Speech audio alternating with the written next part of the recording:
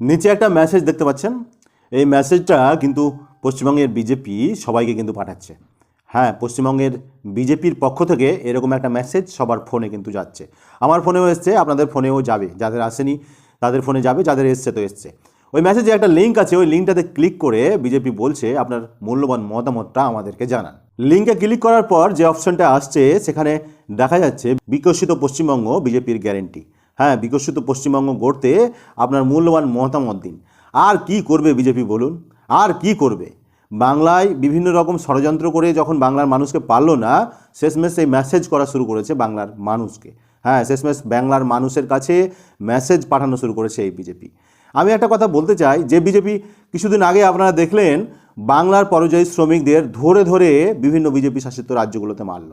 তারপরে তারা বিজেপি শাসিত রাজ্যগুলোতে যারা বাংলায় কথা বলছিল তাদেরকে পিটালো, পরিযায়ী শ্রমিকদেরকে পিটালো, বাংলা কথা বলার জন্য বাংলাদেশে পাঠিয়ে দিল। এমনকি অনেককে মেরে খুন করে দেওয়া হয়েছে। হ্যাঁ, বিজেপির নেতা, বিজেপির মন্ত্রী অথবা বিজেপির কর্মী বা বিজেপির পুলিশ দ্বারা এইভাবে অত্যাচার করলো। এই অত্যাচারের পরে যখন দেখছে বাংলার মানুষ তাদের প্রত্যাখ্যান করছে, তখন এসআইআর করে বাংলার মানুষের ভোট কাটার একটা চক্রান্ত করলো। হ্যাঁ, যারা বিজেপিকে সমর্থন করে না, যারা বিজেপিকে পছন্দ করে না, পরিকল্পিতভাবে তাদের ভোট কাটার একটা চক্রান্ত করলো এই এসআইআরের মাধ্যমে।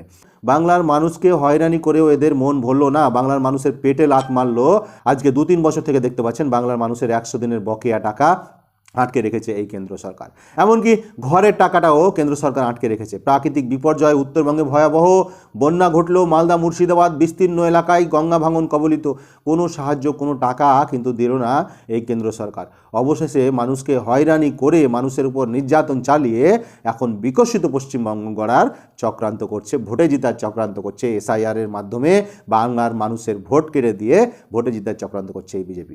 আমি বাংলার সকল মা বোনদের কাছে আবেদন করব, বাংলার সকল জনগণের কাছে আবেদন করব, আপনারা সজাগ থাকুন এবং সচেতন থাকুন এই বিজেপি থেকে। মা বোনদের কথা যখন উঠে আসলো তখন একটা কথা না বললেই নয়। একদিকে কেন্দ্র সরকারের বাজেট, অপরদিকে রাজ্য সরকারের বাজেট। যে কেন্দ্রের বাজেটে সাধারণ মানুষের জন্য কিচ্ছু নেই, কিন্তু রাজ্যের বাজেটে লক্ষ্মী ভাণ্ডারে টাকা বাড়ানো হলো 500 করে। হ্যাঁ, টাকা বাড়ানো হলো সিভিক ভলেন্টিয়ারদের, টাকা বাড়ানো হলো আশা অঙ্গনারী কর্মীদের। এবং আরও একটি নতুন প্রকল্প, ভূমিহীন যারা রয়েছে, যাদের জমি নেই, তাদেরকে দেওয়া হবে বছরে 4000 টাকা করে। এই প্রকল্প ঘোষণা করেছে মমতা বন্দ্যোপাধ্যায়। এবং ঘোষণার পরে পরে টাকা পেতে শুরু করেছে লক্ষ্মী ভাণ্ডারের 500 করে বেশি। যারা আগে 1000 পেত এখন 1500, এসসি এসটিরা পাচ্ছে এখন 1700। এ নিয়েও রাজনীতি করতে ছাড়েনি বিজেপি। এ নিয়ে বিজেপি রাজনীতি করতে ছাড়েনি। তারা ঘোষণা করছে লক্ষ্মী ভাণ্ডার আমরা 3000 টাকা করে দেবো যদি ক্ষমতায় আসি।